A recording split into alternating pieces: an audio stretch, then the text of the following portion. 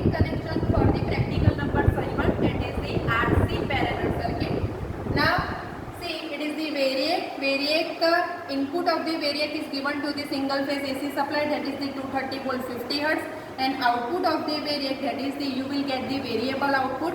Now from the variac, see here ammeter is connected in series to measure the total current. Now from the ammeter, another terminal of the ammeter is connected to the M terminal of the wattmeter, and the M, that is called a mains terminal, wattmeter having the 4 terminal. Now C, that is the common, MC gets the short circuited, and same way L is connected to the load.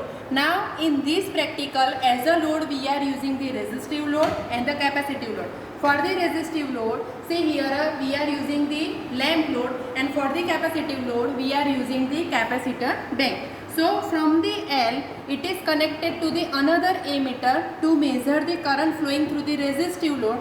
So ammeter is connected in series, and from the ammeter it is connected to the resistive load. Same way, see here neutral is given to the neutral of the capacitor, because the R and C load are connected parallel.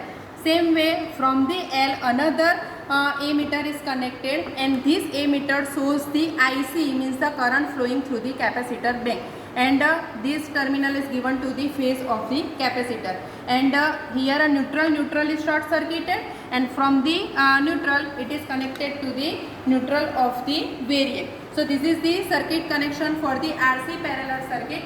Now procedure is same. Okay, switch on the supply and vary the voltage, means increase the voltage through the variac. Now see here, switch on the supply and vary the voltage, means slowly increase the voltage through the variac. Here see here supplied voltage, that is the 80, and multiplying factor, that is the 2. So around 160 AC voltage is given, and see show the here all the meter shows the deflection. This meter shows the total current. Same way here a wattmeter shows the power consumed by the RC parallel circuit. This meter shows the current flowing through the IR, means the IR current shows, so IR, that is the current flowing through the resistive load, and this meter shows the IC, means the current flowing through the capacitive branch, means the capacitor load, and the summation of this current and this current IR and IC will shows by this meter. This shows the total current.